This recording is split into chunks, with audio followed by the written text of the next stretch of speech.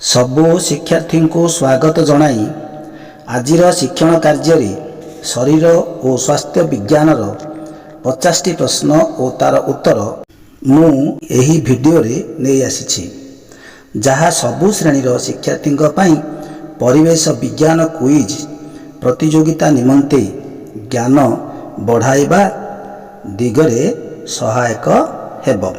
प्रथम प्रश्न, म्यालेरिया, मिलीमिला, हाड़फुटी आदि केउं रोग अटंती? उत्तर, संक्रामक रोग। परवर्ती प्रश्न, म्यालेरिया काहा द्वारा संक्रमण हुए? उत्तर, मशा द्वारा। परवर्ती प्रश्न, केउं मशा कामुड़िले म्यालेरिया हुए? उत्तर, माई आनोफिलिस।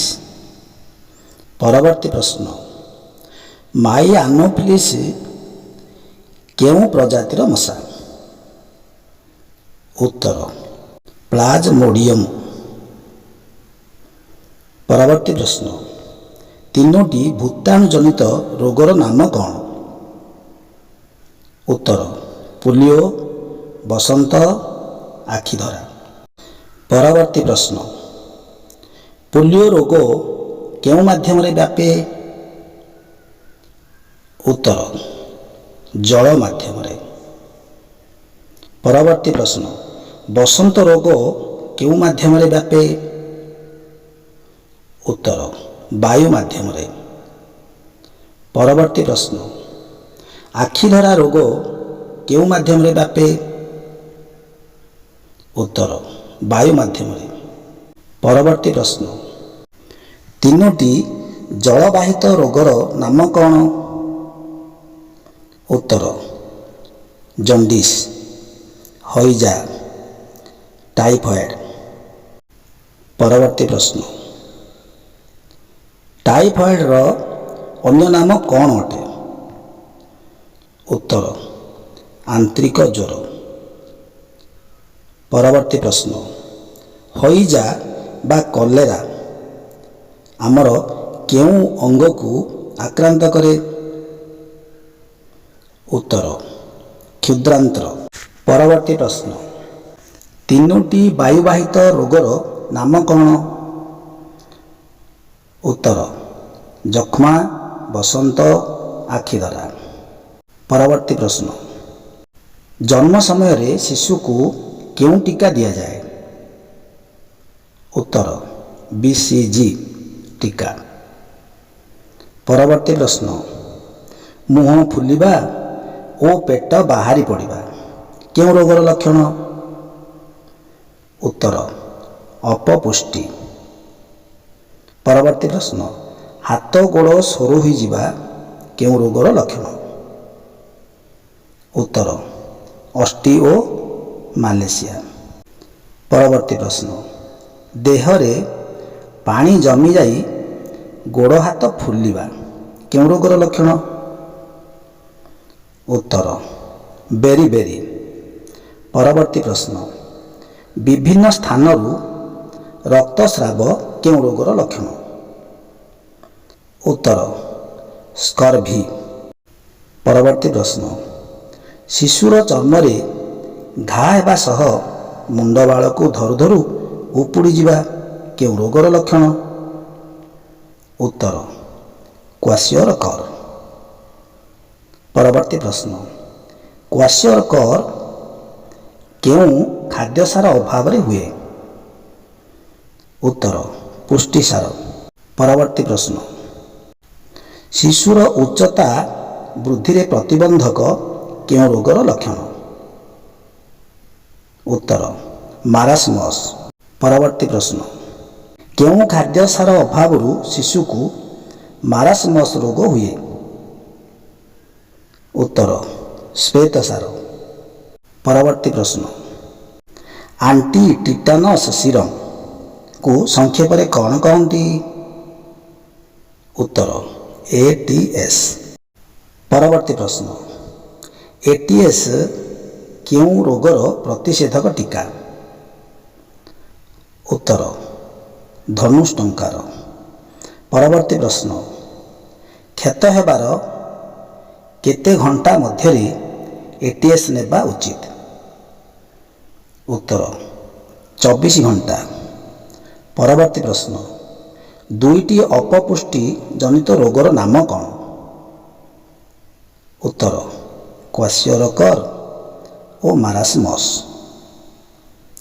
ପରବର୍ତ୍ତୀ ପ୍ରଶ୍ନ, ଭିଟାମିନ୍ D ଅଭାବରେ ଛୋଟ ପିଲାଙ୍କୁ କେଉଁ ରୋଗ ହୁଏ? ଉତ୍ତର ରିକେଟସ୍। ପରବର୍ତ୍ତୀ ପ୍ରଶ୍ନ, ଭିଟାମିନ୍ D ଅଭାବରେ ବୟସ୍କ ଲୋକଙ୍କୁ କେଉଁ ରୋଗ ହୁଏ? ଉତ୍ତର ଅଷ୍ଟିଓମାଲେସିଆ। ପରବର୍ତ୍ତୀ ପ୍ରଶ୍ନ, ବିଶୁଦ୍ଧ ପାନୀୟ ଜଳ ପାଇବା ପାଇଁ ଜଳକୁ କେତେ ସମୟ ଫୁଟାଇବା ଆବଶ୍ୟକ? ଉତ୍ତର 10 ମିନିଟ୍। ପରବର୍ତ୍ତୀ ପ୍ରଶ୍ନ, ଡିଫଥେରିଆ କେଉଁ ମାଧ୍ୟମରେ ସଂକ୍ରମଣ କରେ? ଉତ୍ତର ବାୟୁ। ପରବର୍ତ୍ତୀ ପ୍ରଶ୍ନ, ମିଠା ଲାଗୁଥିବା ଖାଦ୍ୟରେ କେଉଁ ଖାଦ୍ୟସାର ଅଧିକ ଥାଏ? ଉତ୍ତର ଶ୍ୱେତସାର। ପରବର୍ତ୍ତୀ ପ୍ରଶ୍ନ, କାହାକୁ ଶରୀର ବର୍ଦ୍ଧକ ଖାଦ୍ୟ କହନ୍ତି? ଉତ୍ତର ପୁଷ୍ଟିସାର।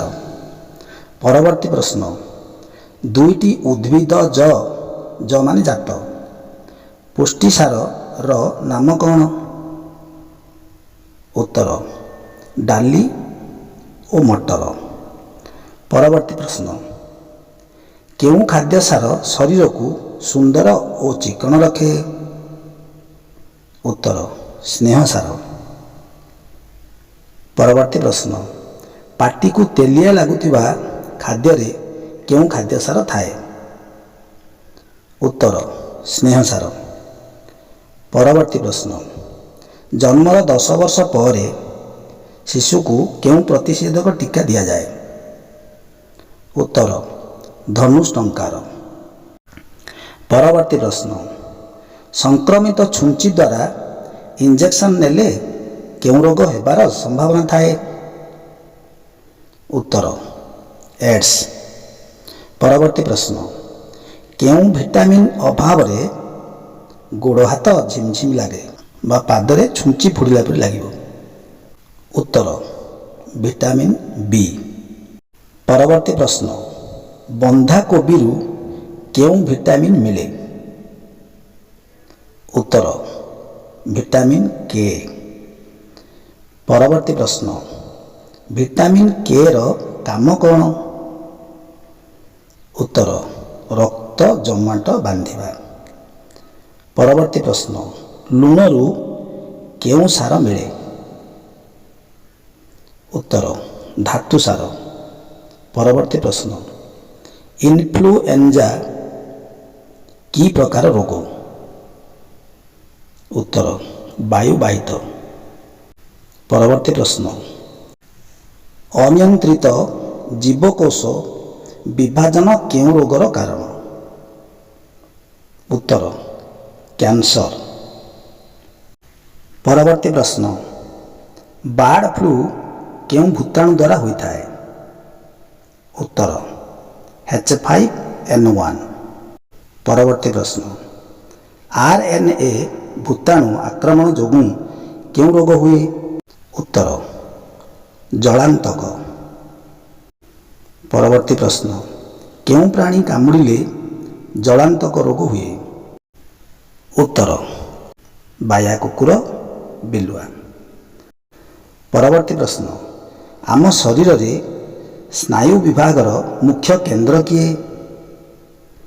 ଉତ୍ତର ମସ୍ତିଷ୍କ। ପରବର୍ତ୍ତୀ ପ୍ରଶ୍ନ, ଆମ ମସ୍ତିଷ୍କଟି କେତୋଟି ଉପମସ୍ତିଷ୍କରେ ବିଭକ୍ତ? ଉତ୍ତର 3ଟି। ପରବର୍ତ୍ତୀ ପ୍ରଶ୍ନ, ମସ୍ତିଷ୍କରୁ ମେରୁଦଣ୍ଡର ନଳୀ ଦେଇ କ'ଣ ଲମ୍ବିଥାଏ? ଉତ୍ତର ସୁଷୁମ୍ନା କାଣ୍ଡ। ପରବର୍ତ୍ତୀ ପ୍ରଶ୍ନ, ଆମ ଶରୀରରେ ଅମ୍ଳଜାନ ଓ ଅଙ୍ଗାରକାମ୍ଳ ଦିଆନିଆ କାମ କେଉଁଠି ହୁଏ? ଉତ୍ତର ଭିଓଲି। ପରବର୍ତ୍ତୀ ପ୍ରଶ୍ନ, ଖୁବ୍ ଜୋରରେ ଛିଙ୍କିଲେ କ'ଣ ନଷ୍ଟ ହୋଇଯାଇପାରେ? ଉତ୍ତର, ମଧ୍ୟକର୍ଣ୍ଣ। ହଁ ପିଲାମାନେ, ଆଜି ଏତିକିରେ ଥାଉ। ଆରଥରକୁ ଏପରି ଆଉ ଏକ ଭିଡ଼ିଓ ମୁଁ ତୁମମାନଙ୍କ ପାଇଁ ଆଣିବି। ସତରେ ଏହି ଭିଡ଼ିଓ ତୁମକୁ ଯଦି ଭଲ ଲାଗିଲା ତେବେ ଗୋଟିଏ ଲାଇକ୍ କରିବା ସହ ଅନ୍ୟ ସାଙ୍ଗମାନଙ୍କୁ ସେୟାର କର। ରହିଲି, ଧନ୍ୟବାଦ। ଜୟ ଜଗନ୍ନାଥ।